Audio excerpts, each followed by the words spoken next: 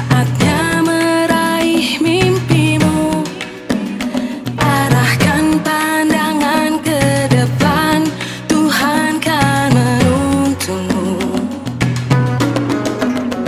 Sadarilah masa berganti, tantangan kan kita hadapi, bergandeng tangan untuk negeri, era kita menanti berseri. Kita belajar Pancasila, kita bernafas dalam sila-silanya. Kita belajar Pancasila, ayo kita jaga untuk Indonesia. Bersatu dalam perbedaan, berpegang tangan dan berlari. Singkirkan egomu, oh kawan, demi negeri ini. Jadilah generasi emas, cerdas berkarakter itu kita. Berjuang dan harus berani, kita terus torehkan prestasi.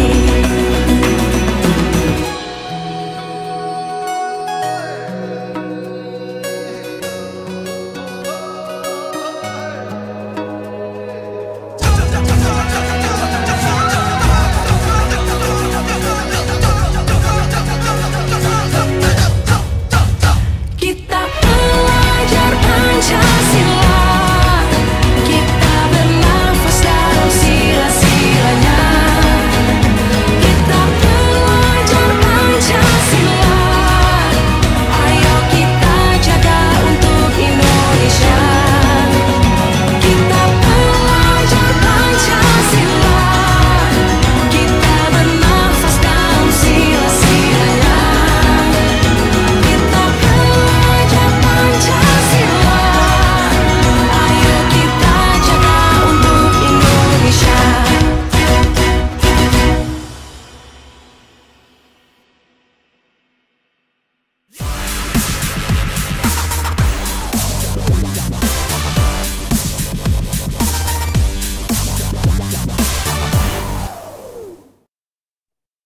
Assalamualaikum warahmatullahi wabarakatuh. Selamat sore, salam sejahtera bagi kita semua. Selamat datang para peserta silaturahmi Merdeka Belajar yang berada di Zoom meeting dan yang menyaksikan langsung melalui kanal YouTube Kemendikbud RI pada sore hari ini. Perkenalkan, saya Devi Putri Puspitasari yang akan memoderasi jalannya acara SMB pada sore hari ini. Tak lupa saya anjurkan kepada sahabat Dikbud untuk tetap mengikuti protokol kesehatan dan tetap menerapkan perilaku hidup bersih dan sehat. Kami juga mengimbau kepada sahabat Dikbud untuk menjaga tata tertib dan sopan santun selama acara berlangsung. Mengawali webinar SMB sore hari ini, saya akan menyampaikan 3 informasi terkait jalannya acara. Yang pertama, sahabat Dikbud tidak perlu menyampaikan kehadiran maupun komentar di dalam kolom bicara atau kolom chat. Yang kedua, link atau tautan daftar hadir untuk mendapatkan sertifikat akan diberikan oleh panitia saat acara berlangsung pada kolom bicara. Yang ketiga adalah sahabat Dikbud dapat menyampaikan pertanyaan kepada para narasumber melalui kolom bicara Zoom meeting. Baiklah sahabat Dikbud, sebelum kita mulai diskusi bersama narasumber, saya akan jelaskan terlebih dahulu tentang tema diskusi hari ini, yaitu bersama wujudkan kampus merdeka dari kekerasan seksual. Sahabat Dikbud, kasus kekerasan seksual yang terjadi di lingkungan perguruan tinggi menjadi sangat mengkhawatirkan. Berdasarkan data Komnas Perempuan, sepanjang tahun 2015 hingga 2021, dari total 67 kasus kekerasan seksual yang terjadi di lingkungan pendidikan, 35 diantaranya terjadi di perguruan tinggi. Salah satu upaya Kemendikbudristek untuk menekan angka tersebut adalah dengan mendorong perguruan tinggi untuk membentuk Satgas Pencegahan dan Penanganan Kekerasan Seksual atau PPKS. Hal itu sejalan dengan Permendikbudristek nomor 30 tahun 2021 tentang pencegahan dan penanganan kekerasan seksual di lingkungan perguruan tinggi. Pada webinar SMB kali ini, kita akan membahas berbagai praktik baik yang telah dilakukan Satgas PPKS di lingkungan kampusnya masing-masing.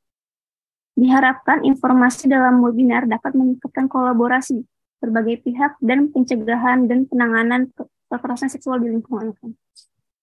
Nah, sahabat Kibut, untuk membahas lebih dalam tentang bersama wujudkan kampus merdeka dari kekerasan seksual, telah hadir di tengah-tengah kita narasumber hebat. Yang pertama ada Bapak Sugiantoro, Sekretaris Inspektorat Jenderal Kemendikbudristek. Selamat sore, Bapak.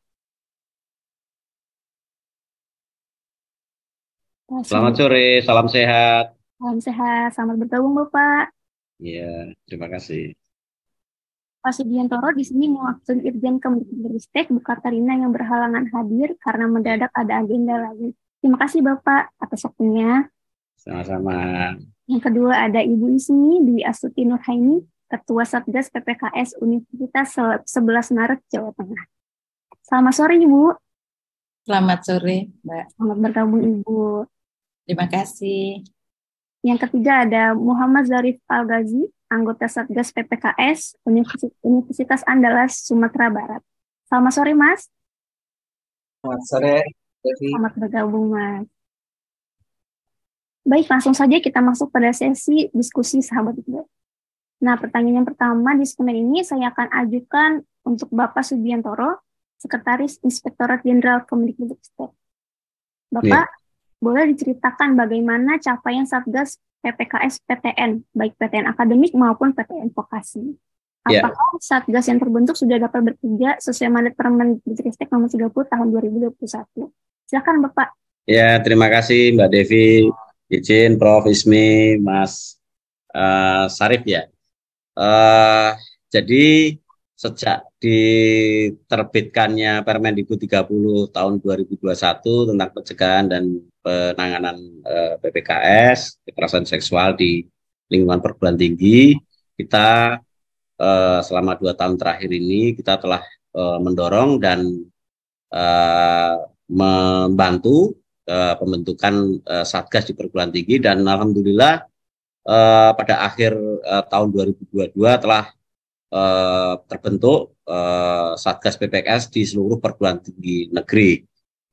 Kurang lebih seluruhnya ada 121 perguruan tinggi negeri, baik perguruan tinggi, politeknik, akademi, dan institut.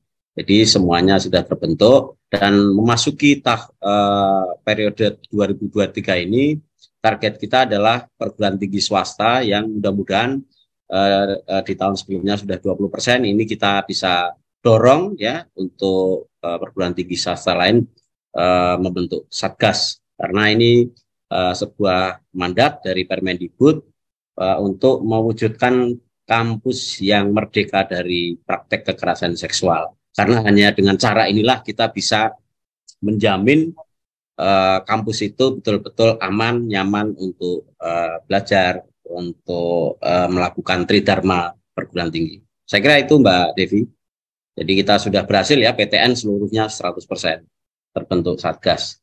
Mudah-mudahan dengan terbentuknya Satgas yang seluruhnya sudah 100% ini, mudah-mudahan dapat berjalan efektif. Kita dari kementerian, dari Pokja, jadi dari Kementerian Pendidikan ini kami ada di Pokja, itu bisa membantu mendorong efektivitas kerja Satgas baik di aspek pencegahan maupun penanganan. Demikian Mbak Devi. Amin, Pak. Semoga tahun ini tercapai ya Pak ya untuk 100% perguruan tinggi swasta ya Pak ya. Ya, kita berdoa mudah-mudahan dengan dukungan kita semua tentu ya, dengan ada mahasiswa juga gitu dari seluruh BEM ya. Terima kasih Bapak. Selanjutnya saya akan beralih ke Ibu Ismi selaku Satgas PPKS Universitas 11 Maret. Ibu, bagaimana dampak nih terbitnya Permendikbudristek nomor 30 tahun 2021 dalam upaya pencegahan dan penanganan kekerasan seksual di kampus? Silakan Ibu. Ya, terima kasih. Assalamualaikum warahmatullahi wabarakatuh. Dari pengalaman saya mengelola Satgas PPKS, itu Permendikbudristek sangat berpengaruh ya, dan menurut saya sangat berpengaruh positif terkait dengan upaya pencegahan dan penanganan kekerasan seksual. Di sini saya mempunyai 4 catatan ya terkait dengan dampak positif tersebut. Yang pertama adalah terbentuknya Satgas PPKS di tingkat perguruan tinggi. Jadi Universitas 11 Maret pada saat berlakunya peraturan tersebut langsung membentuk Satgas PPKS itu di tanggal 20 September 2021. Tetapi kemudian disadari bahwa proses pembentukannya itu ternyata belum sesuai amanah regulasi, sehingga kemudian dilakukan proses pembentukan kembali setelah dibentuk pansel, dan kemudian terbentuk surat keputusan Satgas PPKS per 1 September 2022, di mana keanggotaannya 9 orang dan 50%-nya adalah mahasiswa.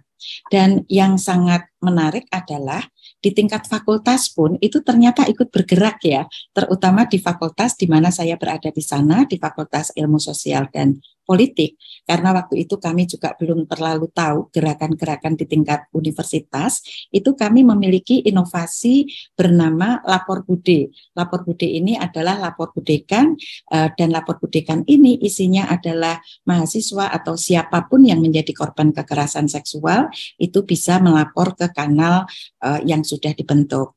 Kemudian dampak dari peraturan itu juga ke organisasi kemahasiswaan. Ternyata di BEM mahasiswa itu ada unit bernama Kementerian Pemberdayaan Perempuan atau Gender. Dan kementerian ini pada akhirnya bisa menjadi teman ya bagi kami untuk memastikan bahwa kekerasan seksual bisa tertangani dengan baik. Kemudian dampak yang kedua, kalau yang pertama tadi adalah kelembagaan. Dampak yang kedua adalah diregulasi. Sejak berlakunya peraturan tersebut di Universitas 11 Maret, kemudian disusun peraturan Senat Akademik UNS yang isinya adalah pencegahan dan penanganan kekerasan seksual, dan itu sudah disahkan di tanggal 5 Juli 2022, dan implikasi dari regulasi ini adalah otomatis sumber daya baik ruangan, sumber daya keuangan itu mengalir ke Satgas PPKS.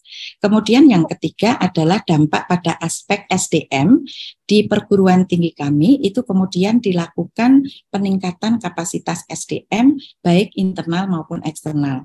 Untuk internal itu diberlakukan mulai dari pimpinan di tingkat teratas, dalam hal ini adalah rektor, wakil rektor, dekan, kepala program studi, termasuk juga organ-organ yang lain. Karena perguruan tinggi kami kebetulan adalah perguruan tinggi negeri berbadan hukum, sehingga kami juga harus mendapatkan dukungan dari Majelis Wali Amanah, kemudian Senat Akademik, dan Dewan Profesor.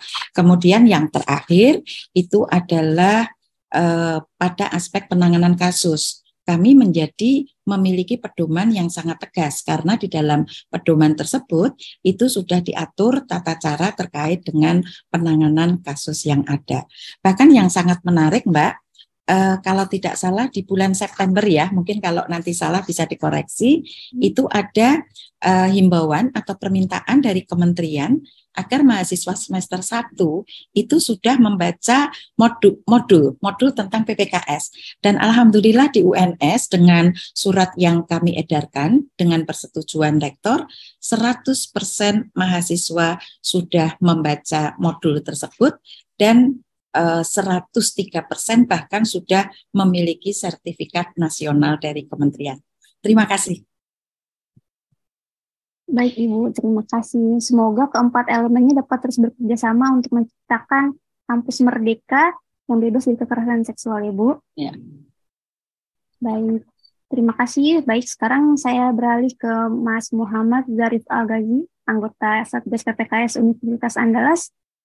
Baik Mas, sebagai mahasiswa, bagaimana pandangan Mas Zarif dan teman-teman mahasiswa terhadap Permendikbudristek PPKS?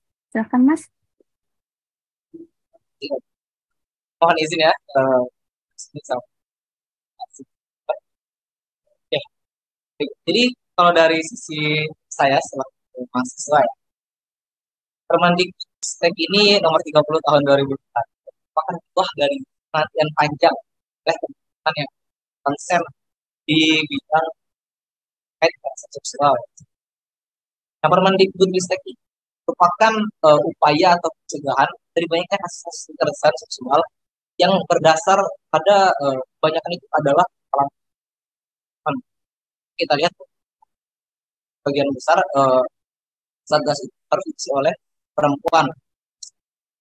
Nah, kemudian tentu saja ini menjadi momen atau momen bersejarah ya dan kenangan kecil bagi para penyintas yang kerap kali mendapatkan perilaku tidak sesuai gitu. Nah, di kasus kekerasan seksual ini bukan hal yang baru lagi ya. Kekerasan seksual ini kalau dari data Kemendikbud itu sudah 70% gitu. Terjadi di perguruan tinggi dan 63%-nya itu tidak berani. Nah, oleh karena itu di tahun 2021 dan 2022 itu fenomena seksual ini terlihat seperti naik gitu. Kalau kami melihatnya itu seperti seleknya fenomena gunung es. Banyak di permukaan, tapi ternyata di bawahnya itu jauh lebih. Nah, banyaknya pengaduan yang dilaporkan mahasiswa terkait pelecehan seksual itu seiring berjalannya waktu itu semakin meningkat. Mulai dari awareness-nya meningkat dan sudah mulai berani untuk speak up masalah. Nah, walaupun terkadang medianya itu kurang tepat. Ada yang melalui sosial media, yang mana banyak dari viralnya kasus seperti itu terjadi justru membahayakan dari sisi korban. Nah, dulu sebelum ada Satgas PPKS, yang mana merupakan implementasi dari mahasiswa itu kebingungan untuk melaporkan karena belum ada lembaga khusus, unit khusus di universitas yang menangani atau konsen dengan kekerasan seksual. Dari mahasiswa itu juga sempat ada upaya gitu ya, pasti dari mahasiswa, dari BEM-BEM-nya itu membuat di Kementerian Pemberdayaan Perempuan tadi sempat disinggung sama ya. Nah, itu diadakan channel-channel pelaporan pengaduan terhadap kekerasan seksual. Namun karena kondisinya itu belum memungkinkan dengan banyaknya keterbatasan gitu. Bahkan ada kasus di mana ketika teman-teman ingin masalah kekerasan seksual ini, dari yang dari pihak sendiri yang kemudian dituntut balik. Tentunya hal ini sangat mengkhawatirkan gitu. Niat baik namun tidak dengan payung hukum yang baik malah bisa jadi.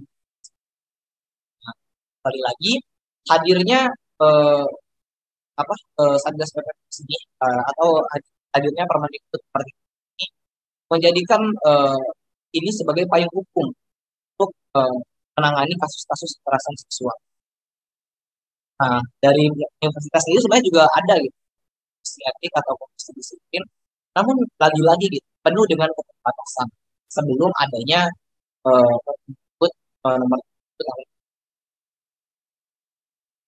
melihat tingginya kasus, kemudian adanya lonjakan-lonjakan yang kita sama mahasiswa khususnya yang berada di kan yang lebih baik sepakat gitu dengan adanya mungkin itu sekian. Baik, terima kasih ya Mas Zarif. Semoga Satgas PPKS terus dapat mengayomi para korban ya. Baik, saya akan mengajukan masing-masing satu pertanyaan lagi nih untuk bagi para penarasumber. Nah, selanjutnya saya akan bertanya kepada Bapak Sugiantoro.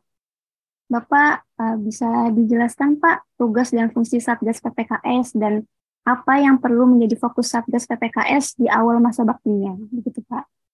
Ya. Baik, terima kasih Mbak Devi Putri. Jadi fokus Satgas tentu ada dua hal, yaitu melakukan pencegahan yang terutama dan melakukan penanganan. Memang tidak ringan ya tugas Satgas PPKS di perguruan tinggi ini. Di aspek pencegahan itu tentu banyak program dan kegiatan aktivitas yang harus diselenggarakan, termasuk ruang yang seluas-luasnya melalui kanal-kanal laporan, meskipun itu kanal laporan-laporan itu nanti terintegrasi ke pusat melalui span lapor juga. Jadi kementerian juga membuka juga ruang publik untuk menyampaikan laporan-laporan tersebut. Jadi inilah yang tugas yang tidak ringan memang tim Satgas ini.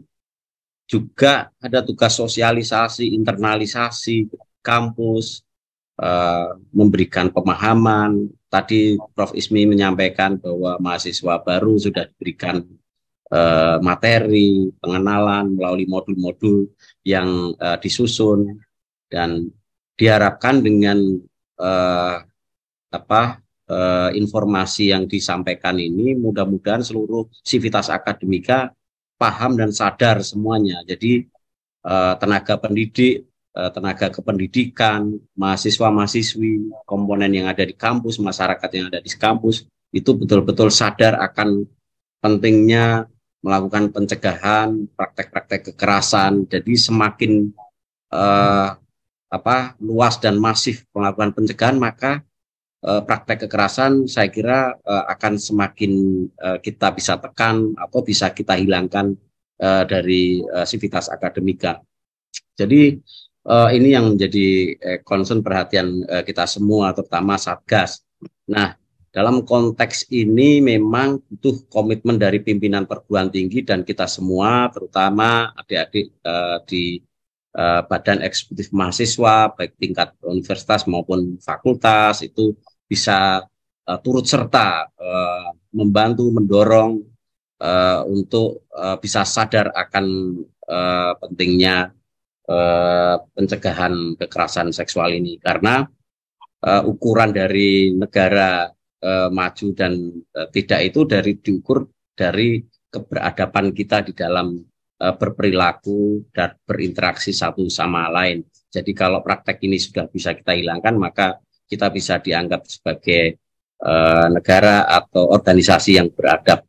Nah, terkait itu maka program-program Satgas dengan difasilitasi oleh Puspeka Kemendikbudristek telah mengeluarkan, membangun program-program bentuk sosialisasi, bentuk kampanye, ya, kampanye anti kekerasan, dan itu mungkin pihak kampus sendiri melalui Satgas sendiri bisa membangun sistem dengan menyusun manajemen risiko, sudah memulai memetakan risiko, mana risiko-risiko yang tinggi, sedang, dan rendah, sehingga bisa dimitigasi.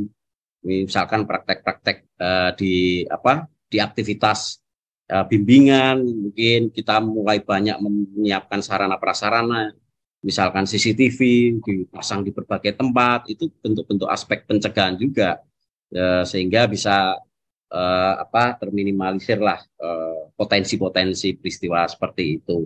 Memang berat ya, tapi ini panggilan jiwa, panggilan hati, sehingga kita sama-sama kalau dikerjakan secara gotong royong, saya kira menjadi ringan. Nah, begitu halnya di aspek penanganan, Satgas juga punya kewajiban ya untuk melakukan penanganan. Ada 4 aspek di sana di dalam penanganan itu. Satgas punya kewajiban untuk melakukan pemeriksaan, perlindungan, pemulihan terhadap korban, itu menjadi penting, sehingga membangun koordinasi dengan instansi lembaga terkait, misalkan psikolog, itu menjadi sangat harus menjadi prioritas utama. Saya kira ini yang pentingnya kenapa Satgas ini dibentuk, dan siklusnya 2 tahunan, dan mudah-mudahan memang proses pemilihannya tidak mudah melalui pansel sebagaimana yang disampaikan oleh Prof. Ismi. Jadi ini karena kita yakini bahwa Satgas ini punya anggotanya dan seluruh struktur organisasinya punya pemahaman perspektif gender. Saya kira ini penting untuk kita semua. Itu Mbak Devi Putri. Baik Bapak, terima kasih. Jadi semoga informasi yang semakin meluas di kalangan mahasiswa bisa membantu mengurangi terjadi kekerasan seksual, ya Bapak. Oh iya. Nah ini karena sudah hampir 2 tahun ini, jadi beberapa perguruan tinggi sudah dapat melakukan penanganan dengan baik, sehingga kita bisa menerapkan sanksi, dan menurut catatan Inspektorat Jenderal sudah ada 46 laporan, 49 laporan, dan beberapa telah dikenakan sanksi. Ya, saya informasikan ada yang sanksi pidana terhadap dosen-dosen pelaku, ada sanksi disiplin berat, itu ada 13 tenaga pendidik dan tenaga pendidikan, ada sanksi administratif juga, dan penerapan sanksi disiplin berat, sedang, dan ringan. Jadi ini sebagai bentuk konsekuensi dari perilaku yang harus dikenakan sanksi sesuai PP 94 tahun 2021 tentang disiplin ASN. Baik, Pak. Terima kasih. Baik, sekarang kita beralih untuk pertanyaan Ibu Ismi ya. Nah, Ibu, saya mau bertanya ini, bagaimana respons warga kampus dengan terbentuknya Satgas PPKS di kampus, Bu? Ya, terima kasih, Mbak. Jadi sebetulnya keberadaan kami itu sangat diuntungkan ya, karena pada saat proses pembentukan Satgas PPKS di perguruan tinggi kami, itu pada saat itu juga sedang ada proses penyusunan peraturan Senat Akademik tentang pencegahan dan penanganan kekerasan seksual. Dan sebagaimana mekanisme di dalam pembuatan peraturan itu dilakukan secara berjenjang. Jadi mulai dari tim kecil, kemudian mendapatkan masukan dari pimpinan universitas, pimpinan fakultas, kemudian mahasiswa, kemudian dosen, dan sebagainya. Dan di situ pada saat penyusunan peraturan itu memang masih belum ada pemahaman yang bulat tentang apa itu pencegahan dan penanganan kekerasan seksual. Tetapi seiring dengan berjalannya waktu, maka kemudian mulai ada respon-respon yang positif terkait dengan peraturan tersebut. Dan di fakultas di universitas kami kebetulan seiring dengan keluarnya peraturan Senat Akademik, kemudian terbentuknya Satgas PPKS, ini ada pemberitaan viral tentang kasus kekerasan seksual. Ini tadi sudah disampaikan ya sama Mas siapa tadi? Mas tadi mahasiswa itu kan biasanya lebih memilih ketika mereka belum paham. Itu kan medsos ya. Untuk kepentingan pemberian sanksi sosial. Siapa sih namanya, siapa sih pelakunya, apa yang dilakukan, dan seterusnya, dan seterusnya. Dan itu pada saat itu memang betul-betul terjadi di perguruan tinggi kami. Sehingga pada saat itu Satgas PPKS gercep ya, kalau bahasa sederhananya, melakukan gerakan cepat. Kita harus melakukan sesuatu. Padahal saat itu kami sedang melakukan konsolidasi internal. Begitu kami terbentuk, kami ngobrol-ngobrol, sudah punya pengalaman belum, paham tentang gender belum, dan sebagainya. Nah, kebetulan karena saya memang sebelumnya adalah aktivis gender, kemudian mendapat kepercayaan untuk menjadi ketua Satgas PPKS. Nah, begitu ada kasus itu viral, maka kami langsung membuat kanal aduan melalui Instagram, melalui WA, melalui bukan website, melalui email dan sebagainya. Dan pada saat itu kami juga langsung membuat apa yang kami sebut sebagai pernyataan sikap. Jadi pada saat itu karena kita belum tahu persis pelakunya itu terbukti atau tidak, kami langsung membuat pernyataan sikap bahwa Satgas PPKS mengutuk keras segala macam bentuk tindak kekerasan seksual, kemudian Satgas PPKS mengajak apakah itu korban atau saksi untuk segera melapor. Dan tahu apa yang terjadi? Ternyata pada saat mereka itu melapor, memviralkan di medsos, itu teman-teman sebetulnya mahasiswa pada ngerti gitu ya. Dan mereka datang ke tempat kami, Prof, ini ada kasus seperti ini, tahu nggak? Oke, kamu silakan datang ke fakultas saya. Waktu itu kami belum mendapatkan tempat ruang yang seperti sekarang kami miliki gitu ya. Akhirnya kita ngobrol-ngobrol dan seterusnya. Lantas di situ kami juga bergerak mencari siapa sih korbannya, siapa sih saksi gitu ya. Sampai akhirnya ketemu, dan ternyata belum terlalu mudah saat itu. Karena apa? Pada saat kami akan mengundang korban untuk melaporkan, itu kami didaulat dalam tanda petik ya oleh teman-teman BEM, di mana kasus itu terjadi di fakultas tersebut. Waktu itu saya ingat betul pertanyaannya, apakah Satgas PPKS mau bersifat netral? Apakah Satgas PPKS itu bisa independen? Apakah Satgas PPKS itu tidak sekedar mengutamakan nama besar institusi dan kemudian mengorbankan korban? Itu saya ingat betul. Dan waktu itu kami katakan bahwa sesuai dengan regulasi yang ada, kami berkomitmen bahwa kepentingan terbaik korban itu menjadi nomor satu dari upaya kami. Dan saat itu langsung dari BEM, tempat di mana kejadian itu terjadi, percaya kepada kami, dan malam itu juga laporan masuk. Karena sebagaimana kita ketahui bahwa kita baru bisa bekerja kalau ada laporan, delik aduan ya. Kalau tidak ada laporan, kami masih menghimbau, mengharap, dan sebagainya. Dan sejak kejadian itu, kami sangat-sangat dekat dengan mahasiswa, karena seperti tadi dikatakan, mahasiswa itu masih mencari-cari. Kalau ada kekerasan seksual, larinya kemana ya? Kalau selama ini kan yang terjadi kasak kusuk, takut karena ada relasi kuasa yang timpang gitu ya. Begitu ada Satgas, nampaknya punya harapan yang sangat besar. Jadi pada saat itu kemudian kami memiliki hubungan yang sangat dekat dengan mahasiswa. Dan karena isu itu sudah viral, maka banyak wartawan mencari, kan gitu. Banyak wartawan mencari, pimpinan di tingkat universitas, belum bisa gimana ya cara merespon wartawan dengan bahasa-bahasa sesuai dengan peraturan yang ada.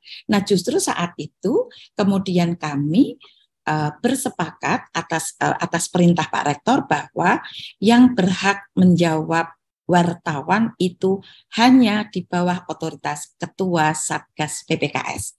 Jadi pada saat itu semua pertanyaan wartawan itu Ketua Satgas PPKS yang menjawab, dan disitulah saatnya bagi saya untuk melakukan edukasi gitu. Karena saya nggak mau juga kan dimainkan oleh wartawan ya. Jadi pada saat mereka bertanya, yang dimaksudkan kasus yang mana ya? Saya tanyakan seperti itu. Kemudian sudah pernah membaca regulasi peraturan menteri belum? Sudah membaca petunjuknya belum? Gitu. Jadi ketika mereka mengatakan belum itu oke, saya kirim materi-materi itu. Supaya apa? Supaya mereka bisa menulis dengan baik dan benar. Dan alhamdulillah proses yang terjadi, wartawan bisa menuliskan sesuai dengan koridor yang ada. Nah, waktu itu sempat muncul kekhawatiran dari pimpinan ya. Bisa nggak kita take down dari medsos? Ya nggak bisa lah, kami mengatakan begitu. Satu-satunya yang kita bisa lakukan adalah membangun kepercayaan publik bahwa perguruan tinggi berkomitmen bahwa perguruan tinggi mampu mewujudkan good university governance di dalam mewujudkan kampus merdeka yang bebas dari kekerasan seksual. Dan saat itu kita sangat mendapatkan kepercayaan tidak hanya dari mahasiswa, termasuk juga dari eksekutif, dalam hal ini mulai dari rektor, dekan, kepala program studi, termasuk di dalamnya senat akademik, kemudian majelis wali amanah, dan dewan profesor.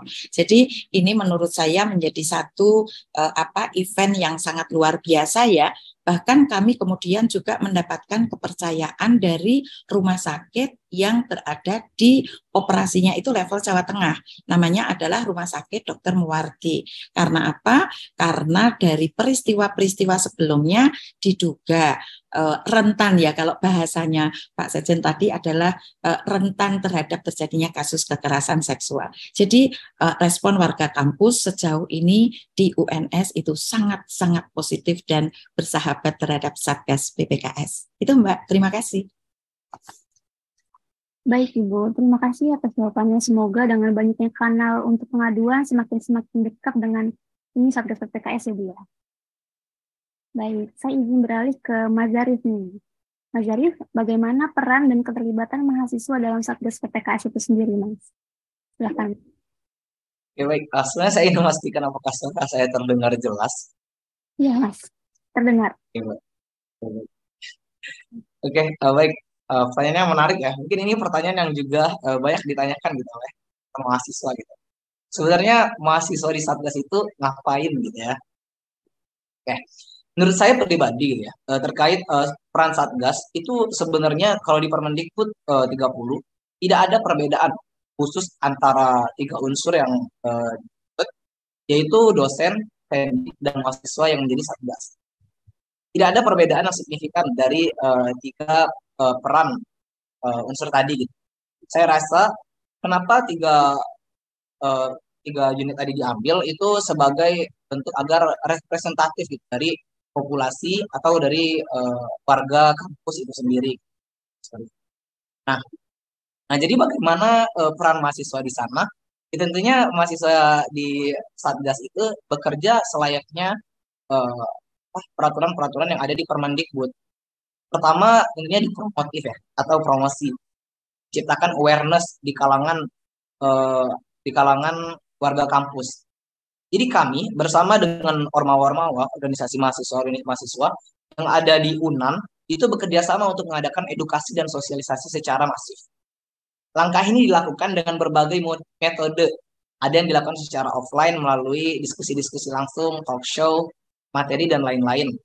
Kemudian mengundang perwakilan mahasiswa baik dari BEM atau dari fakultas-fakultas tertentu seperti itu. Di satu sisi kami juga melakukan dengan metode-metode secara daring, seperti misalkan melakukan eh, live IG yang mana bisa kami rasakan di hari Rabu. Kemudian ada juga penjadwalan pembuatan konten. Jadi di Satgas UNAN itu ada bagian media yang mana kami tuh setiap Satgas itu diwajibkan untuk membuat konten dan udah dijadwal.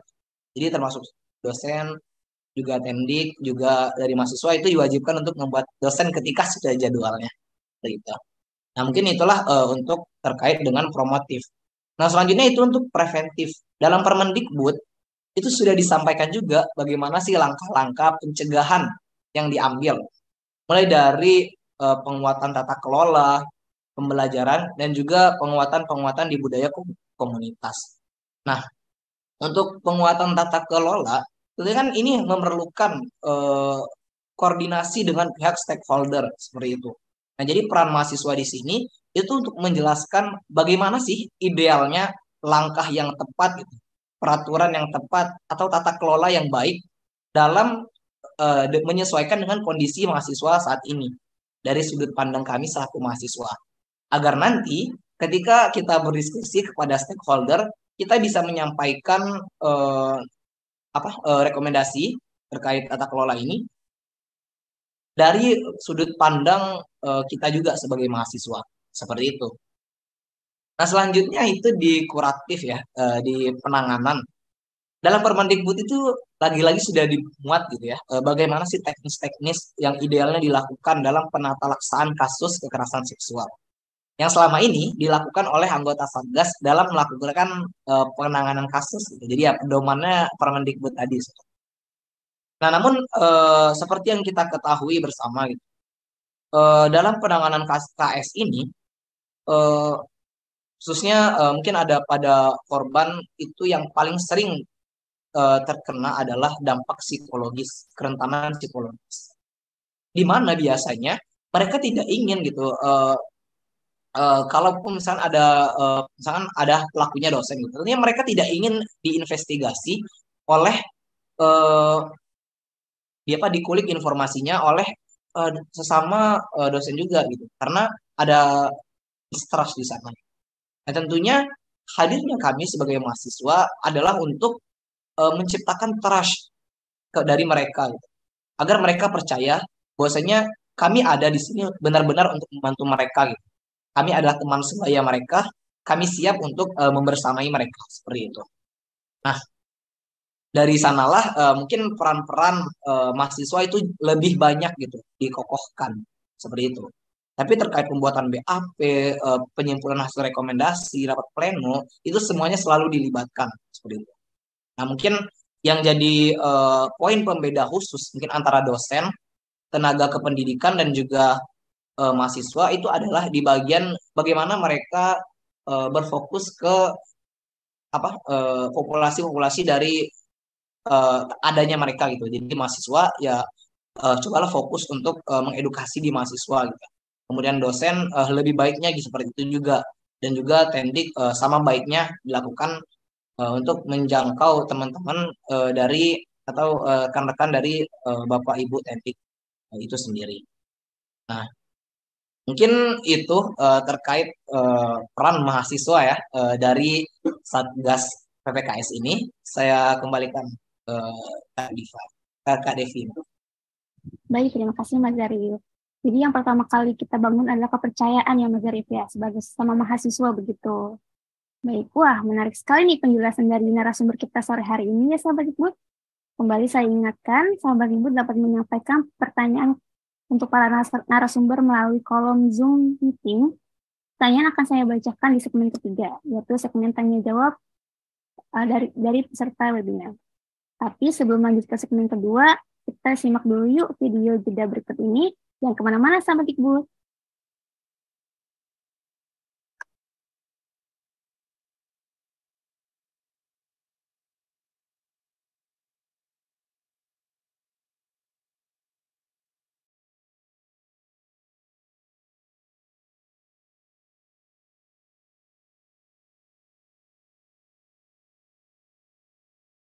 Kejadiannya terjadi saat aku sedang mengikuti kegiatan KKN. Aku bingung harus lapor kemana. Saya mendampingi mahasiswi saya yang sudah berani melaporkan pelecehan seksual yang ia terima dari temannya. Kami tengah menginvestigasi kasus kekerasan seksual di kampus dan menuliskannya di laman pers kampus untuk mengangkat suara korban. Pada akhirnya, aku menemukan keberanian untuk melaporkannya ke pembimbing akademikku. Tapi tanggapannya... Sangat sulit untuk menjelaskan ke atasan di fakultas bahwa mahasiswi saya itu korban, bukan pemicu kekerasan seksual. Ketika tulisan kami dibaca, suara korban mulai bergema dan teman-teman serta beberapa dosen meminta pertanggungjawaban kampus secara terbuka. Mengecewakan. Aku dipertemukan dengan si pelaku dan diminta untuk memaafkan orang yang sudah melecehkan aku. Bagaimana bisa mahasiswi korban pelecehan seksual di kampus malah dianggap telah melanggar tata tertib kesusilaan? Kami dan korban malah mendapat ancaman DO dan pemberhentian menjadi dosen karena dituduh telah mencemari integritas kampus. Sejak itu aku sangat terpukul. Aku kesulitan menyelesaikan skripsi dan mengikuti kegiatan-kegiatan lain di kampus. Perjuangan saya membela hak pendidikan mahasiswi yang menjadi korban kekerasan seksual malah membuat saya diancam mutasi. Kami melihat pelaku masih melenggang bebas di kampus, sedangkan korban terancam putus kuliah karena depresi berat. Aku harus menjalani pengobatan depresi karena masih melihat pelaku di kampus. Di manakah keberpihakan kita sebagai pendidik yang sesuai amanah Sisdiknas? Bagaimana kebebasan akademik dapat tercipta bila orang-orang di kampus belum merdeka dari kekerasan seksual? Siapa lagi di kampusku yang masih dapat aku percaya?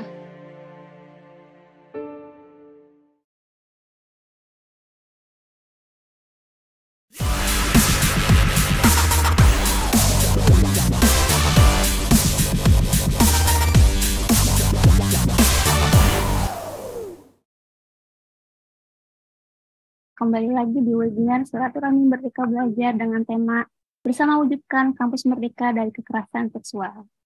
Sekarang kita lanjutkan perbincangan seru kali ini bersama tiga narasumber kita. Baiklah, kita sudah sampai di segmen kedua. Langsung saja kita ke pertanyaan selanjutnya untuk Bapak Sugiantoro. Oke, Pak Sugiantoro, saya ingin bertanya nih, Pak. Seperti apa pola pendampingan Kemendikbudristek untuk memperkuat Satgas PPKS yang sudah terbentuk, Bapak? Ya, terima kasih Mbak Devi Putri. Jadi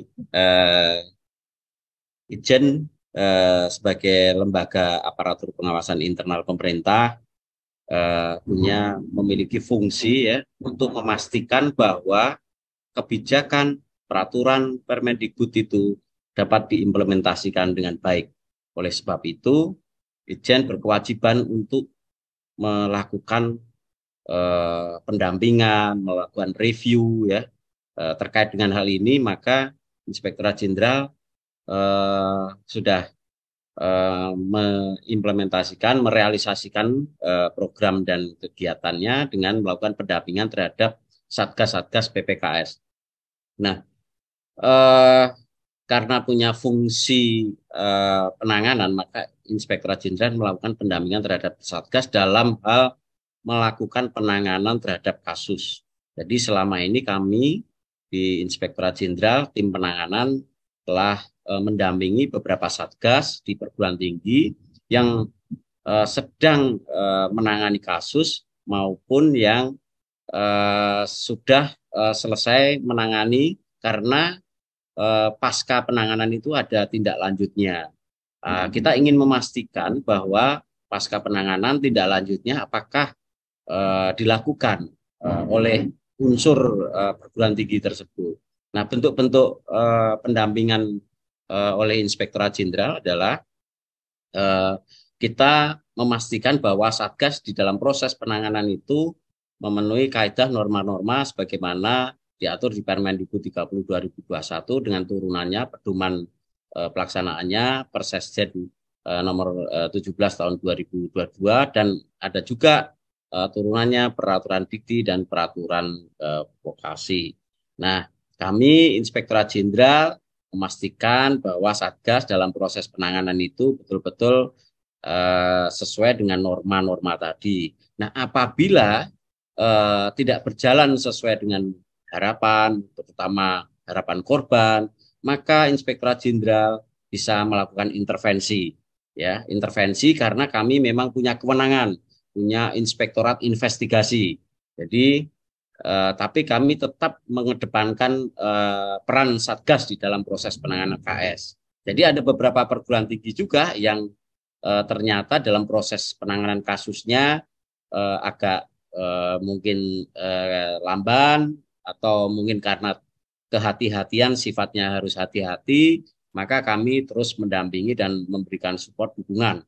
Tapi begitu ini kasusnya korban atau terlapor mungkin kurang puas terhadap proses penanganan di kampus, maka bisa dilaporkan ke Inspektorat Jenderal dan Inspektorat Jenderal di Pokja Penanganan bisa melakukan intervensi dan melakukan proses pemeriksaan. Nah, itu kira-kira yang telah dilakukan Inspektorat Jenderal sebagai lembaga yang punya fungsi melakukan pengawasan dan pemeriksaan, dan di Inspektorat Jenderal itu ada Inspektorat Investigasi yang memang salah satunya ditugaskan untuk melakukan penanganan terhadap kekerasan seksual di perguruan tinggi ini. Saya kira itu Mbak Devi Putri. Ya, baik Bapak, terima kasih atas jawabannya. Ya, baik, sekarang kita beralih dulu ke Ibu Ismi. Baik, Ibu Ismi, saya bertanya, apa saja Bu praktik baik yang telah dilakukan Satgas PPKS dalam pencegahan dan penanganan kekerasan seksual di kampus, Bu? Ya. Baik. Kunci keberhasilan agar Satgas ini bisa diterima oleh seluruh warga kampus, kemudian sivitas akademik, itu adalah terbangunnya trust ya. Jadi yang kami lakukan selama ini memang mencoba membangun komunikasi yang efektif. Baik itu dilakukan melalui forum-forum formal maupun dilakukan melalui forum-forum yang sifatnya tidak formal dan dilakukan secara personal. Sehingga dampak yang kami rasakan adalah semua organ yang ada di perguruan tinggi kami, baik itu organ eksekutif, baik itu organ majelis wali amanat, organ senat akademik, dan dewan profesor, seluruhnya mensupport apa yang kami lakukan. Bahkan semua kemudian mengatakan, kami berada di belakang korban. Jadi artinya apa? Artinya kami bekerjanya itu jadi semakin lebih percaya diri karena mendapat kepercayaan dari pihak-pihak yang punya otoritas. Bahkan saat ini di UNS itu akan segera terjadi pergantian pimpinan dan kami pun terus melakukan komunikasi sehingga jangan sampai begitu terjadi pergantian pimpinan kemudian dukungan itu menjadi mengendor. Dan alhamdulillah proses yang kami lakukan itu memberikan hasil yang cukup signifikan. Kemudian dengan mahasiswa ini hubungan-hubungan personal itu kami bangun dalam kerangka apa? Karena mahasiswa itu gerakan di grassroots itu luar biasa gitu ya. Bagaimana mereka berani speak up, bagaimana mereka berani mendorong orang-orang yang menjadi korban untuk kemudian melapor atau mendampingi pelapor dan sebagainya, itu menjadi sesuatu yang sangat penting. Termasuk di dalamnya kami melobi para dosen yang memiliki pemahaman terkait dengan gender, terkait dengan hak asasi manusia, untuk selalu memasukkan isu-isu kekerasan seksual ke dalam proses perkuliahan. Jadi misalnya kalau di tempat kami itu ada mata kuliah kepemimpinan, pengambilan keputusan, kebijakan pembangunan dalam perspektif gender misalnya. Bahkan di metode penelitian pun kami juga mengajak mereka untuk melakukan kajian-kajian berkaitan dengan kekerasan seksual. Dan yang kemudian menjadi ciri ya, meskipun kemarin sempat kami diskusikan dengan Inspektorat Jenderal, kami di dalam mekanisme penanganan itu memasukkan forum stakeholder. Kemarin kami sempat berdiskusi ya pada saat berdialog dengan teman-teman di Jogja, apakah forum stakeholder itu memberi manfaat positif atau negatif. Karena kami berasumsi bahwa pada saat Satgas ini memiliki independensi yang sangat tinggi, pada saat akan mengusulkan sanksi-sanksi kepada pimpinan universitas, kami juga harus memastikan bahwa apa yang kami lakukan itu berada pada koridor yang benar, sehingga sebelum kami membuat rekomendasi kepada pimpinan universitas, kami melakukan forum stakeholder. Di situ ada pimpinan fakultas terkait, di mana korban atau terlapor itu berada. Kemudian wakil dekan yang secara khusus menangani persoalan tersebut. Kalau kasusnya akademik berarti wakil dekan 1, kalau kasusnya itu dosen atau administrasi berarti wakil dekan 2. Tentu ini semua di bawah koordinasi wakil rektor yang secara langsung bertanggung jawab terhadap persoalan itu. Nah, di situ kami diskusikan, kami tunjukkan bahwa kasusnya ini terjadi pada fakultas A, kasus ini terjadi pada mahasiswa atau pada dosen, kemudian bukti-bukti yang kami terima adalah sebagai berikut, sehingga kami kemudian bersepakat ya, membangun kesepakatan untuk kemudian usulan penjatuhan sanksinya itu sanksi administrasi apa. Nah, ini selama ini diapresiasi oleh banyak pihak, bahkan kemudian yang muncul adalah kalau ada dekan kami WA ya misalnya saja, mereka mengatakan, waduh ada apa ini Prof gitu. Jadi mereka kadang-kadang juga, kalau di WA Prof Ismi jangan-jangan ada kasus dan sebagainya. Nah, ini sengaja kami lakukan justru untuk pembelajaran para pimpinan gitu. Karena pada saat pertemuan itu kami kemudian menunjukkan, ini loh ada peraturan menteri, di pasal ini mengatur tentang hal ini. Kemudian ini loh ada peraturan yang mengatur aturan pelaksanaan terkait dengan peraturan menteri tersebut, ini dan seterusnya dan seterusnya. Dan alhamdulillah percakapan yang memperbincangkan tentang kekerasan seksual itu sekarang menjadi percakapan yang sangat biasa, as usual gitu ya. Dan kemudian mereka mensupport penuh bagaimana kita melakukan tugas-tugas terkait dengan pencegahan dan penanganan kekerasan seksual. Itu Mbak, terima kasih. Boleh saya tambahkan Mbak Devi, Prof ya. Jadi tadi kita juga melakukan bimbingan teknis ya, bimbingan teknis terhadap satgas-satgas dengan model berbagi pengalaman tentang penanganan kasus, dan kami juga memfasilitasi bagaimana langkah-langkah pendekatan atau metode penanganan yang tepat gitu, sesuai dengan Permendikbud 30 2021. Nah, bimtek penanganan kasus ini penting karena ini satu hal yang baru ya Prof ya. Di perguruan tinggi ini kan hal yang baru, pencegahan dan penanganan termasuk di kita juga di inspektorat yang selama ini melakukan pengawasan pemeriksaan terhadap aspek isu-isu korupsi ya, keuangan ya, ini sekarang kita juga fokus terhadap praktek-praktek kekerasan. Jadi ini kami terus belajar ya, semuanya terus belajar agar memang sesuai dengan harapan banyak pihak. Nah, terkait dengan penanganan pelaporan, memang ini tantangan yang tidak ringan. Orang mau melapor itu hal yang suatu yang luar biasa. Ada tantangan yang ada di sana. Kita berusaha meyakinkan bahwa kalau melaporkan sesuatu peristiwa kekerasan di kampus itu harus kita yakinkan bukan suatu hal yang aib, tapi ini suatu hal yang harus memang diselesaikan.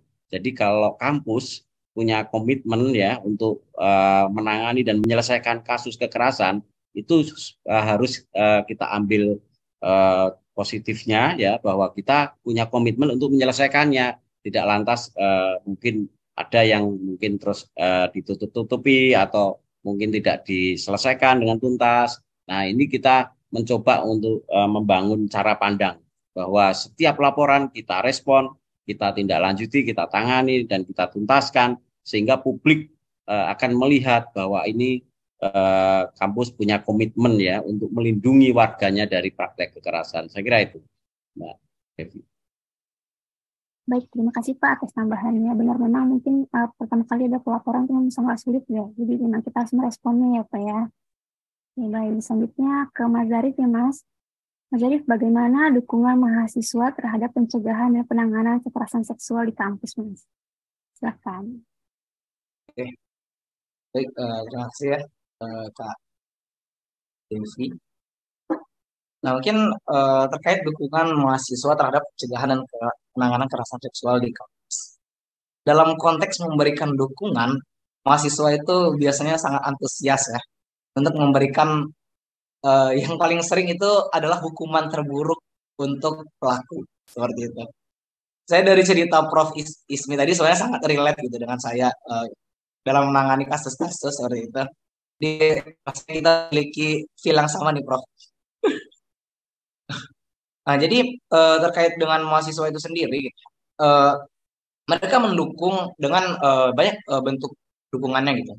Dengan mengadakan campaign-campaign seperti hashtag kami bersama korban gitu ya. Kami berada di samping korban dan lain sebagainya gitu.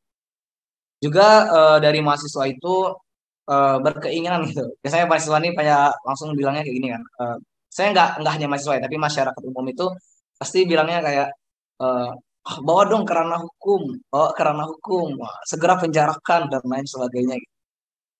Tentunya kalau dari sistematika Satgas bekerja, kita ketika korban itu meminta untuk diadakan pendampingan dalam segi hukum, maka kami berkewajiban untuk memberikannya. Seperti itu. Nah, tapi perlu kita sama-sama ketahui gitu, bahwasanya dalam penanganan kasus kekerasan seksual ini penuh dinamika ya Bu Prof ya. Kadang ya, itu karena korban sudah seperti yang disampaikan sebelumnya gitu ya, psikologis mereka itu rentan. Nah, mereka harus dihadapkan dengan berbagai pemeriksaan-pemeriksaan dan juga pemeriksaan tersebut terkadang belum mengerti gitu, pemeriksaannya itu belum mengerti bagaimana sih cara menangani orang dengan kerentanan seperti itu. Nah, jadi wajar saja gitu jikalau ada permintaan dari korban untuk tidak membawa ini ke ranah hukum. Dan inilah yang menjadi acuan kami karena dengan itu adalah kepentingan terbaik bagi korban. Jadi kadang bukan kami yang tidak ingin gitu ya, tapi karena itu permintaan dari korban dan kami harus menghormatinya seperti itu. Nah, kembali lagi ke dalam apakah mahasiswa mendukung? Iya, mahasiswa sangat mendukung dengan pencegahan dan penanganan kekerasan seksual oleh Satgas PKS.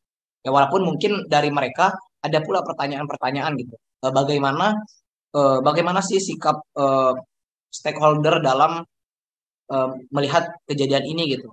Sudah sejauh mana Satgas bekerja dan lain sebagainya.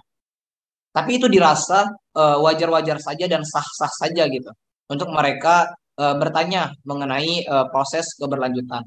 Dan di situ juga tugas kita selaku Satgas untuk memberikan edukasi, untuk memberikan sosialisasi. Bahwasanya ada tahapan-tahapan. Kita tidak ingin menjadikan penanganan kasus ini sebagai sesuatu yang mudah saja gitu. Dalam artian kita tidak memiliki dasar yang kuat untuk memutuskan sesuatu. Tentunya kita ingin ada dasar yang kuat sebelum kita memutuskan sesuatu, yaitu yang mana nanti outputnya adalah pemberian rekomendasi sanksi seperti itu. Nah, jadi apakah mahasiswa mendukung? Saya rasa mahasiswa sangat mendukung ya. Mereka mengadakan campaign, bertanya kepada Satgas, bahkan ada yang sampai melakukan demonstrasi untuk melihat bagaimana sih tindak lanjut perguruan tinggi. Saya rasa itu adalah bentuk dari mereka sebenarnya peduli, mereka aware terhadap kasus-kasus kekerasan seksual. Oke, mungkin itu saja dari saya. Saya kembalikan ke Baik, terima kasih ya Mas. Ya, Ibu, apakah Satgas di kampus telah melakukan kolaborasi atau kerjasama dengan pihak eksternal kampus, Bu? Dan apakah dapat dijelaskan dengan siapa dan apa bentuk kolaborasinya, Bu? Silakan. Baik, terima kasih. Jadi kami memang mencoba melakukan komunikasi cukup intensif ya, tidak hanya dengan via internal, tetapi juga dengan via eksternal. Kolaborasi yang sudah kami bangun, ini juga atas izin Bapak Rektor, ya, pimpinan tertinggi kami, itu yang pertama kami melakukan kolaborasi dengan rumah sakit. Karena selama ini kami pernah menangani kasus di mana korban itu hanya menunjukkan foto-foto pernah mengalami kekerasan fisik selain kekerasan seksual dan tanda-tandanya sudah tidak kelihatan gitu, sehingga ketika itu diperiksa itu menjadi sulit untuk mendapatkan pengakuan.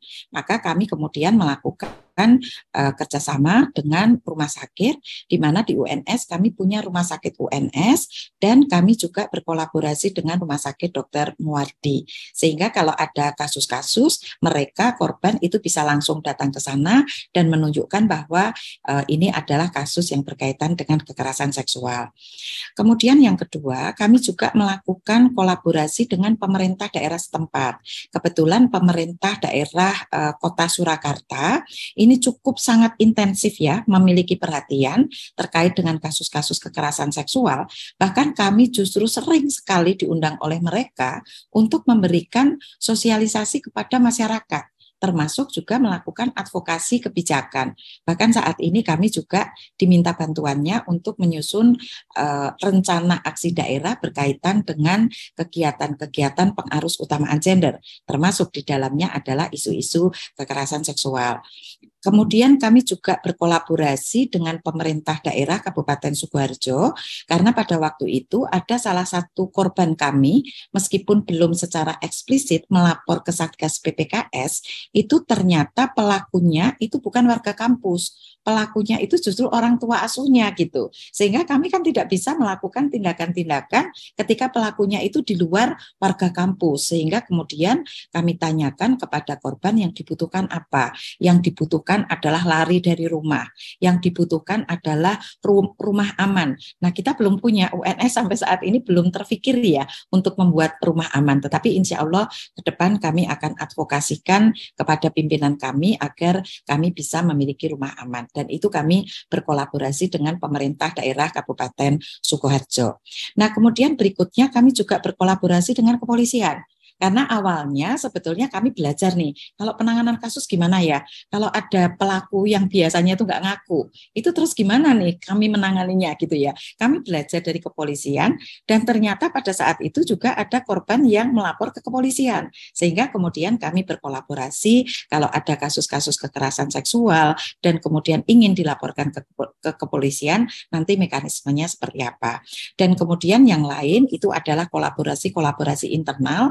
Seperti tadi saya sebutkan, ada kolaborasi dengan Fakultas Psikologi, karena ternyata tugas Satgas PPKS yang paling berat itu justru memberikan pendampingan, memberikan perlindungan, apalagi pemulihan.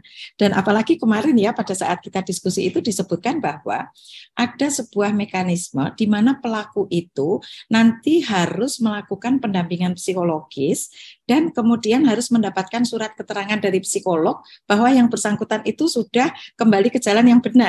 Dan itu yang digunakan oleh pimpinan perguruan tinggi untuk menempatkan kembali yang bersangkutan kalau mahasiswa melanjutkan studinya, kalau karyawan itu bekerja, kalau dosen tetap bekerja. Dan itu belum terpikir oleh kami. Lah, kalau begini caranya berarti kita butuh dana yang cukup besar dong gitu ya. Nah, kayaknya persoalan ini bisa diatasi melalui kolaborasi tersebut. Dan yang terakhir, kami berkolaborasi juga dengan Fakultas Hukum karena sering sekali apa yang kami tangani itu sangat berdekatan dengan persoalan-persoalan hukum. Saya kira itu Mbak, jadi kolaborasi saya kira akan sangat membantu Satgas PPKS agar tidak merasa sendiri dan merasa tidak mampu untuk menyelesaikan persoalan itu. Terima kasih. Mbak Devi, saya tambahkan, ini penting juga saya di dalam tugas Satgas itu sebenarnya Prof yang sebenarnya kita selalu sampaikan di setiap kesempatan sebagaimana diatur di pasal 34 Permendikbud 30 itu adalah survei, ya, survei kekerasan seksual di lingkungan perguruan tinggi. Jadi Satgas setiap 6 bulan sekali, ya, minimal itu melakukan survei, ya, survei internal. Survei ini cukup penting dan penting sekali karena apa? Untuk memastikan bahwa kampus kita ini masih ada atau tidak ini praktek itu. Dari hasil survei itu kan nanti bisa ditelah, dianalisis setiap 6 bulan sekali. Ini salah satu tugas penting juga Satgas untuk melakukan survei, tentu bersama-sama dengan mahasiswa gitu, unsur mahasiswa. Saya kira itu. Menambahkan sedikit ya Pak ya. Nah, itu pula yang kemudian kami menyampaikan kepada pimpinan universitas bahwa kami itu butuh anggaran riset mandatori gitu supaya risetnya itu betul-betul riset yang berkualitas, bisa dianalisis dengan variabel-variabel yang bisa dipertanggungjawabkan.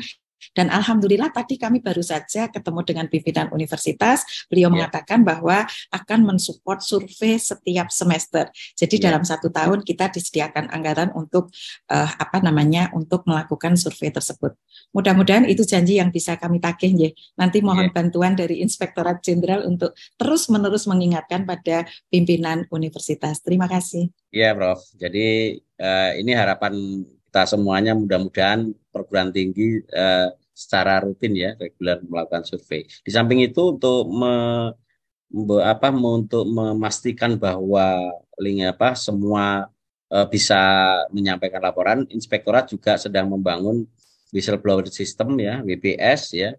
Itu jika pelapor ini betul-betul takut, ya, jadi dibangun bisa melaporkan, menyampaikannya melalui WBS. Saya kira itu, dan Inspektorat sedang mulai menyiapkannya.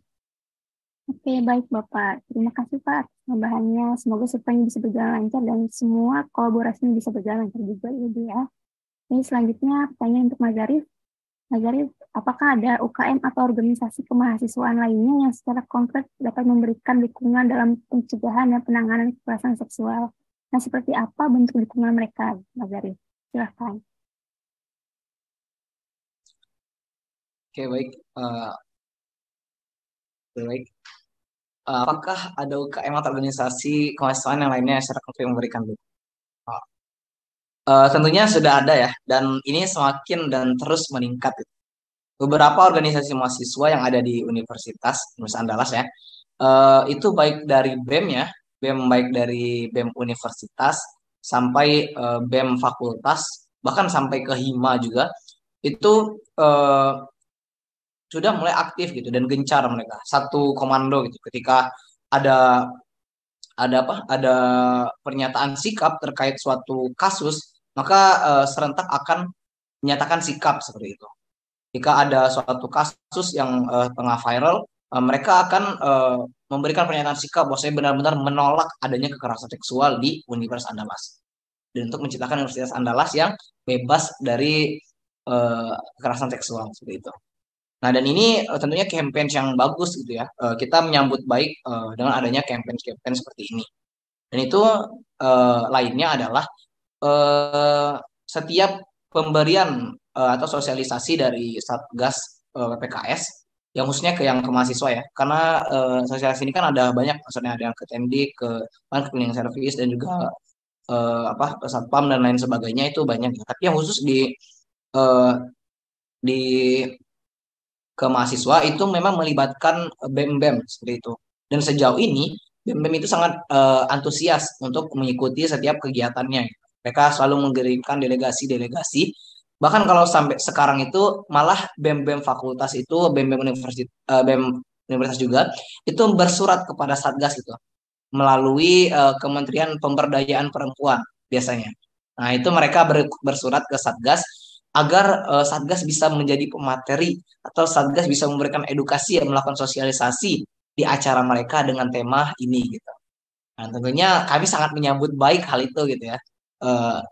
Dan itu juga bisa kita jadikan satu ukuran bahwasanya para UKM ormawa-ormawa yang ada di universitas itu sangat mendukung terkait Satgas PPKS di UNAN dan juga programnya yaitu untuk mencegah dan juga menangani kasus-kasus kekerasan seksual. Oke, mungkin itu dari saya, Kak Devi, saya kembalikan. Baik, terima kasih Mas. Selanjutnya, sahabat Ribut, kita sudah mendengarkan bincang-bincang pada sore hari ini dalam 2 segmen bersama ketiga narasumber kita. Sebelum kita masuk ke sesi tanya jawab dari peserta webinar, kita juga sedikit terlebih dahulu dengan menyimak video. Jangan kemana-mana ya sahabat Ribut.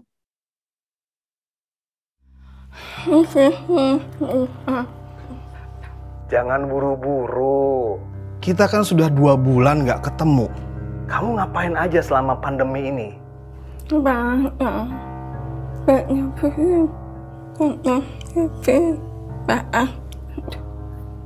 Baju tidur kamu modelnya bagaimana?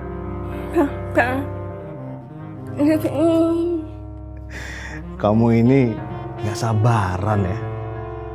Kamu itu gemesin. Judul skripsi kamu apa?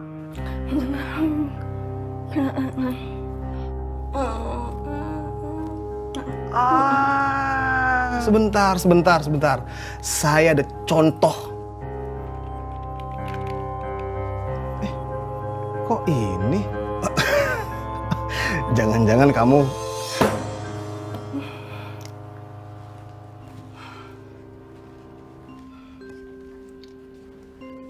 Sinta, kamu kenapa?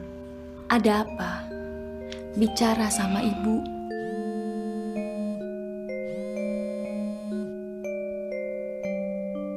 Ada apa?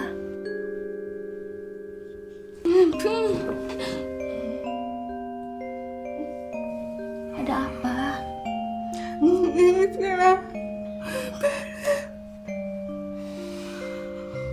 Kita harus lapor, biar kamu tidak sendiri. Lapor.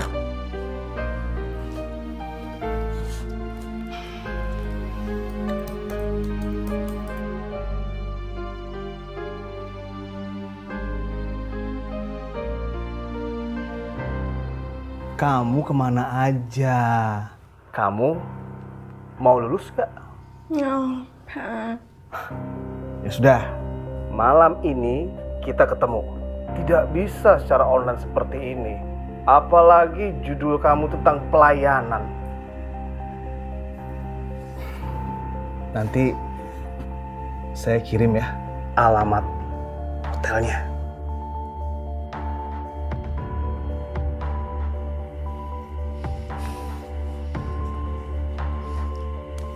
Kita kirim datanya pakai USB aja. Biar lebih aman. Kita tidak pernah tahu siapa saja yang bisa melihat data-data kita yang kita kirim lewat internet. Ayo.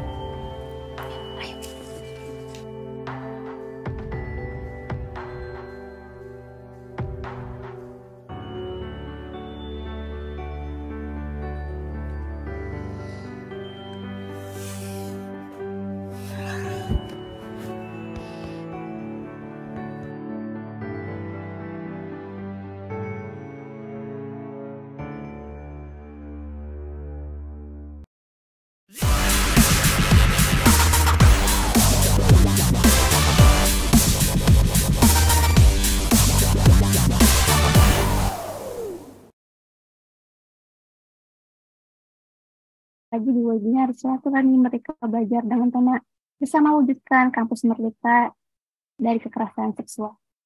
Kita sudah berada di segmen terakhir, yaitu sesi tanya jawab dengan peserta webinar. Saat ini sudah masuk beberapa pertanyaan dari para webinar. Pertanyaan yang pertama untuk Pak Subiantoro dari Devina Hayanto. Seperti apa upaya Kemendikbudristek untuk mendorong PTS yang belum memiliki Satgas PPKS? Silakan Pak. Ya, terima kasih Mbak Dewi Putri.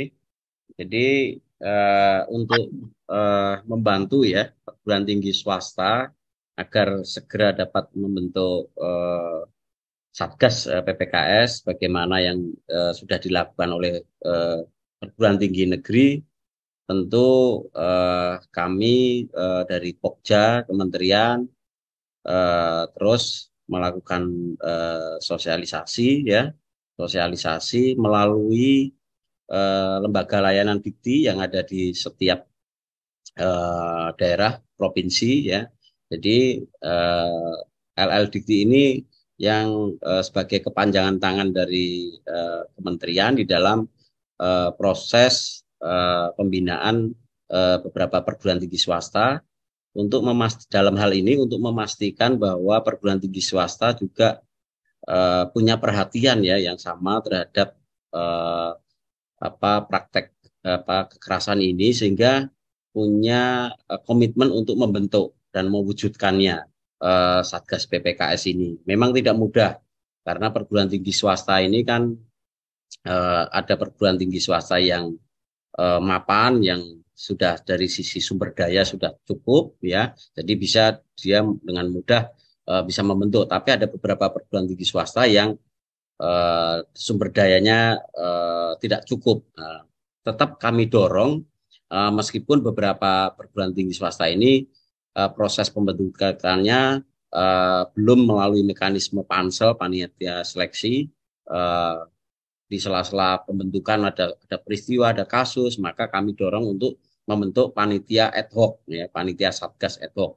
Tapi di tahun 2023 ini kami akan coba secara intensif untuk memastikan seluruh perguruan tinggi swasta bisa akhir tahun bisa terbentuk satgas sebagai wujud komitmen perguruan tinggi swasta untuk melindungi warga kampus ya dari praktek kekerasan, sehingga Merdeka Belajar, kampus Merdeka itu dapat terwujud seluruhnya. Saya kira itu, Mbak. Baik Bapak, terima kasih atas jawabannya. Selanjutnya pertanyaan kedua untuk Profesor Ismi. Baik Ibu, ini pertanyaan dari Nuril, yaitu pertanyaannya apa saja yang selama ini dihadapi dalam penanganan kasus di Satgas PPKS dan bagaimana cara mengatasinya. Seiring berjalannya waktu, apa saja kritik dan saran terhadap Permendikbudristek nomor 30 tahun 2021? Silakan Ibu.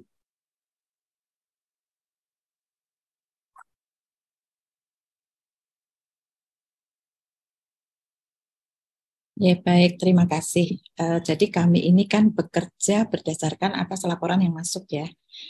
Biasanya kalau di Satgas PPKS begitu ada laporan yang masuk, itu kami langsung berbagi tugas. Siapa nih anggota Satgas yang sedang tidak menangani kasus? Karena kami mencoba untuk membagi penanganan kasus itu secara merata, minimal ada PIC-nya.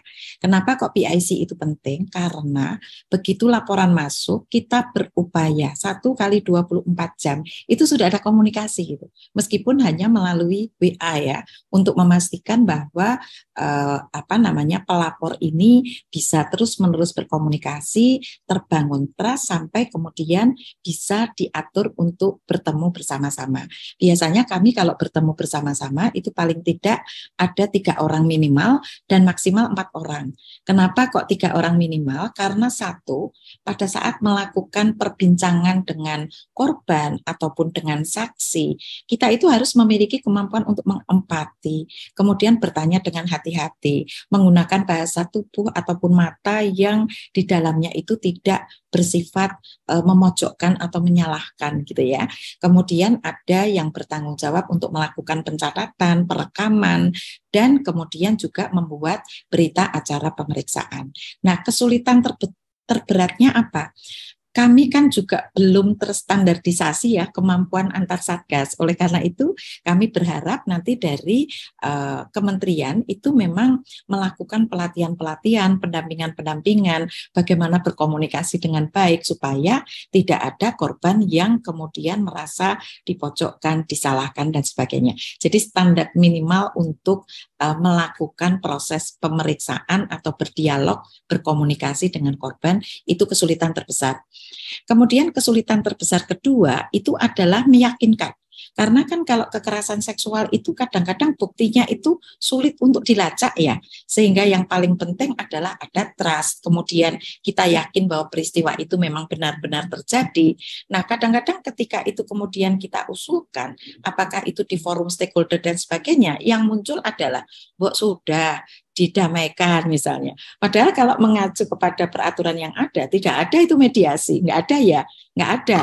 Akhirnya kemudian kami mengatakan begini, ya kalau mau dimediasi, kami minta tolong pimpinan yang ada di tingkat fakultas untuk pendekatan, yang satu kepada terlapor, yang satunya lagi kepada korban. Tapi ini kan sebetulnya salah ya, karena berarti identitas korban itu menjadi diketahui oleh stakeholder. Sehingga yang kami lakukan adalah Satgas itu sendiri yang mengkomunikasikan baik kepada korban maupun terlapor. Tetapi kemudian kalau komunikasi kami itu tidak baik, korban itu merasa disudutkan gitu. Loh, kok bisa saya disudutkan, malah diminta berdamai, dan seterusnya dan seterusnya. Jadi memang kesulitan terbesar itu adalah membangun trust. Dan itu yang saat ini ketika kami menangani kasus itu terus-menerus kami belajar, sehingga insya Allah dari satu kasus ke kasus berikutnya itu menjadi semakin baik. Kemudian masalah yang ketiga, ini jadi curhat masalah ini.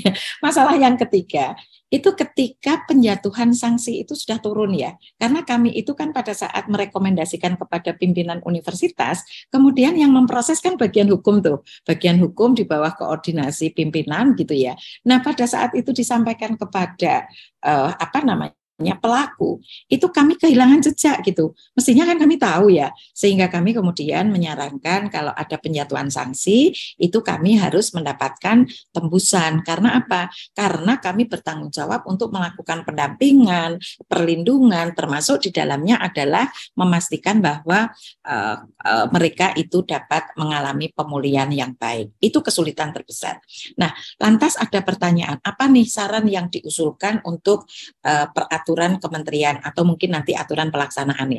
Sampai di sini kami masih merasa kapan nih kami menjatuhkan sanksi administrasi ringan, sedang, dan berat. Di peraturan itu tidak terlalu di-statekan ya secara eksplisit. Sehingga ketika kami akan menjatuhkan sanksi itu, mengusulkan sanksi itu, sangat tergantung pada perspektif gitu.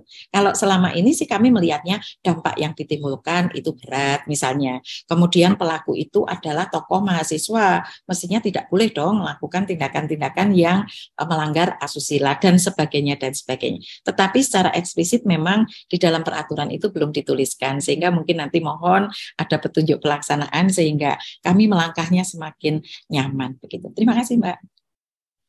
Baik, terima kasih Bu atas jawabannya. Selanjutnya pertanyaan terakhir untuk Mas Zari, dijawab dengan singkat saja Mas dari Mulyani. Pertanyaannya adalah bagaimana jika ada korban kekerasan seksual yang belum melapor? Bagaimana pendekatannya supaya korban yang kita? Oke, baik. Ini mungkin saya bersinggungan gitu ya dengan tadi yang dijelaskan oleh Prof. Ismi ya. Ya, tentunya dalam proses penanganan kasus, kita ingin agar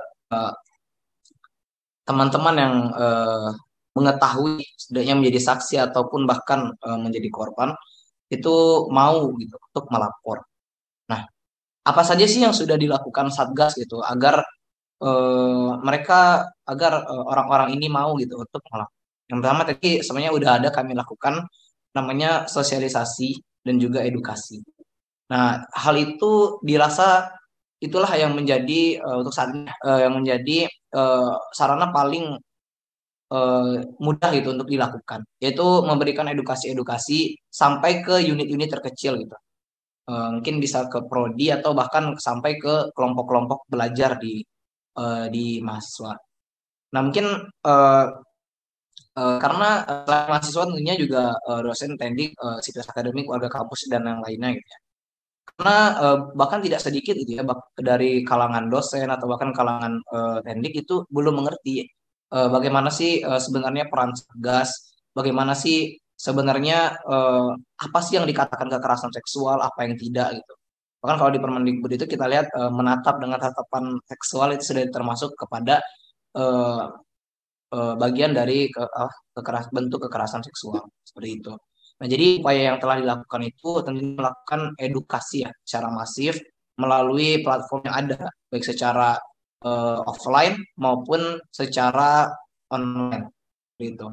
Nah, kalaupun ada eh, apa orang yang misalkan ini korban ya, korban tidak ingin secara langsung untuk melaporkan, maka kalau di Permendikbud itu saksi itu diperkenankan seperti itu.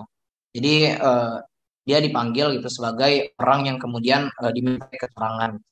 Karena tentunya makanya dari ini kami mengedukasi itu tidak hanya mengharapkan korban saja yang benar speak up, tapi orang-orang di sekitar korban termasuk teman-temannya itu mau untuk mendorong agar korban itu mau bercerita seperti itu. Ya mungkin ini di sini jadi PR kita bersama gitu ya. Bagaimana kita menciptakan trust dari masyarakat kampus terhadap Satgas PPKS itu sendiri. Ya mungkin itu jawaban dari saya kembalikan. Baik, terima kasih Mas Garis atas jawabannya. Baiklah sahabat Ibu, sebelum kita mengakhiri silaturahmi Merdeka Belajar pada sore hari ini, kita akan meminta pernyataan penutup atau closing statement dari ketiga narasumber hari ini. Pernyataan penutup pertama akan disampaikan oleh Bapak Subiantoro. Silakan Bapak. Baik, terima kasih Mbak Devi. Jadi dengan terbitnya Permendikbud 30 2021 dan turunannya Persejen 17 2022, mudah-mudahan praktek kekerasan di perguruan tinggi, di lingkungan perguruan tinggi dapat kita hilangkan dan program-program Merdeka Belajar, Kampus Merdeka dapat berjalan dengan baik, dan ini bagian dari kebijakan kementerian yang memang selama ini belum pernah tertangani. Jadi di era Merdeka Belajar, Kampus Merdeka ini mudah-mudahan semuanya pembelajaran di kampus maupun di satuan pendidikan aman, nyaman, merdeka dari kekerasan dengan komitmen bersama, apalagi diwujudkan dalam bentuk misalkan ada satgas di perguruan tinggi, nanti ada satgas juga atau semacam tim pencegahan penanganan kekerasan di satuan pendidikan, itu menggambarkan keseriusan kita semuanya untuk menjamin anak didik kita bebas dari kekerasan. Saya kira itu penting ya kita lakukan bersama. Terima kasih, Mbak. Baik, terima kasih Bapak. Selanjutnya closing statement dari Ibu Ismi. Saya persilakan Ibu. Terima kasih. Perguruan tinggi bertanggung jawab untuk mewujudkan kampus yang merdeka dari tindak kekerasan seksual. Untuk itu, kita harus memiliki kesadaran kritis, kita harus memiliki kesadaran kolektif untuk mencegah adanya tindak kekerasan seksual di perguruan tinggi, dan kalau persoalan itu terjadi, kita harus secara profesional melakukan penanganan dengan mengedepankan kepentingan terbaik dari korban. Oleh karena itu, komitmen dari pimpinan perguruan tinggi, stakeholder terkait, sivitas akademik, dan seluruh warga kampus menciptakan zero tolerance terhadap kekerasan seksual menjadi kunci sukses. Kuat bersama menghapus kekerasan seksual. Baik, terima kasih Ibu. Selanjutnya yang terakhir dari Mas Garis. Silakan. Oke, baik. Mahasiswa adalah orang-orang yang kemudian akan memberikan dan membangun peradaban manusia ke depannya, peradaban bangsa dan juga peradaban negara. Oleh karena itu, mahasiswa memiliki peran penting sebagai orang-orang yang kemudian menciptakan generasi-generasi untuk masa depan kita nantinya. Setiap anak perempuan adalah mutiara, setiap wanita adalah permata, setiap ibu adalah penggagas dan pembentuk karakter bangsa. Seluruh perempuan adalah berharga dan luar biasa. Hidup mahasiswa, hidup perempuan Indonesia, hidup rakyat Indonesia. Terima kasih Mas Garis. Baiklah, terima kasih kami sampaikan kepada seluruh para narasumber kita hari ini. Terima kasih juga kepada juru bahasa isyarat serta Bapak Ibu yang hadir dalam webinar silaturahmi Merdeka Belajar. Kami ingatkan kembali sertifikat hanya diberikan kepada peserta yang mengisi link preferensi dan mengikuti rangkaian acara webinar melalui Zoom Meeting. Sertifikat elektronik akan dikirimkan ke alamat email yang dicantumkan pada link preferensi. Jadi, pastikan sahabat tersebut telah mengisinya dengan benar. Webinar silaturahmi Merdeka Belajar ini diselenggarakan secara berkala setiap hari kampus. Lanjutkan webinar SMB selanjutnya pada Kamis depan dengan topik yang berbeda. Tayangan-tayangan silaturahmi Merdeka Belajar juga bisa disaksikan di YouTube Kemendikbud RI. Jangan lupa juga untuk mengikuti akun-akun resmi sosial media Kemendikbudristek. Akhir kata, saya Devi Putri Puspitasari undur diri sebagai moderator. Mohon maaf apabila ada yang kurang berkenan selama memoderasi webinar ini. Salam Merdeka. Assalamualaikum warahmatullahi wabarakatuh. Waalaikumsalam. Waalaikumsalam.